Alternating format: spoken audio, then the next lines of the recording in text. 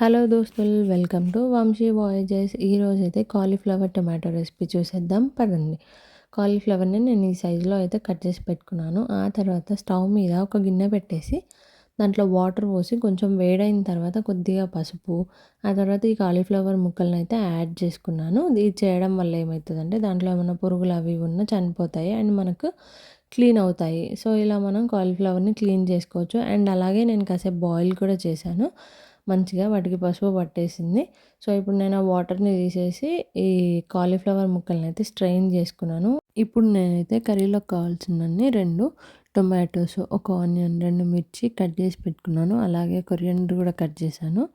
So ఇప్పుడు మనం curry గిన్నె స్టవ్ మీద పెట్టుకొని స్టవ్ ఆన్ చేసి సరిపడా ఆయిల్ అయితే యాడ్ చేయాలి. ఆ తర్వాత జీలకర్ర, ఆవాలు, కొద్దిగా శనగపప్పు, మినపప్పు, పోపు దినుసులన్నీ యాడ్ చేసుకున్న తర్వాత అందులోనే పచ్చిమిర్చి వేయాలి. పచ్చిమిర్చి కొంచెం వేగిన తర్వాత ఆనియన్స్ కూడా యాడ్ చేసుకున్నాను. ఆనియన్స్ మంచిగా కలుపుకొని లైట్ బ్రౌన్ కలర్ వచ్చే వరకు వేయించాలి అలాగే ఆయిల్లో. ఆ తర్వాత నేనైతే కొద్దిగా కొత్తిమీర కూడా యాడ్ చేశాను. నేను ఆయిల్లోనే ఫ్రై చేస్తాను, వాటి ఫ్లేవర్ మంచిగా కర్రీకి పడుతుందని. సో లాస్ట్కి వేస్తే పచ్చి పచ్చి ఫ్లేవర్ వస్తుంది కదా, ఇలా వేస్తే బాగుంటుంది, కర్రీకి వస్తుంది. సో ఒక 1 స్పూను అల్లం వెల్లుల్లి పేస్ట్ అయితే యాడ్ చేసి అది మంచిగా వేగిన తర్వాత పసుపు యాడ్ చేసుకోవాలి.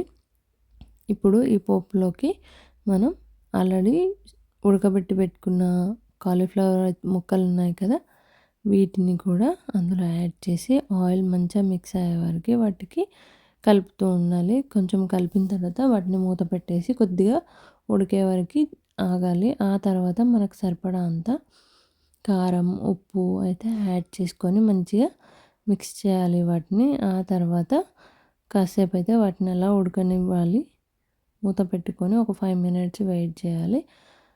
అండ్ ఇప్పుడు కొంచెం ఉడికాయి కదా మనకి, ఆ తర్వాత టొమాటోస్ అయితే యాడ్ చేస్తున్నాను నేను. అండ్ కారం, ఉప్పు ఏమైనా తక్కువ పడితే ఇప్పుడే యాడ్ చేసుకుంటే బాగుంటుంది. అండ్ అలాగే టొమాటోస్ కూడా ఉడికిన తర్వాత మంచిగా మనకు కావాల్సినంత ధనియాల పొడి, మసాలా పౌడర్ అయితే యాడ్ చేసుకోవాలి. అది యాడ్ చేసుకున్న తర్వాత అన్నీ ప్రాపర్గా ఉడికాయా చూసుకొని, ఇంకా ఉడకలేదు అంటే ఇంకాసేపు అలాగే స్టవ్ మీద పెట్టుకోవాలి.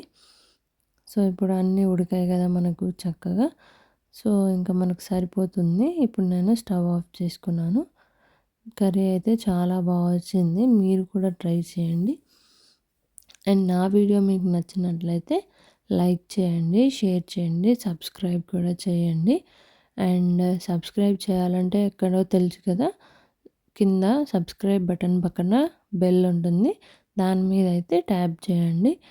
నా ఛానల్ని సబ్స్క్రైబ్ చేసినట్లయితే ఇట్లాంటి చాలా వీడియోస్ మీకు వెంటనే చూసేలాగా ఉంటుంది. సో సబ్స్క్రైబ్ చేయండి. Thank you for watching.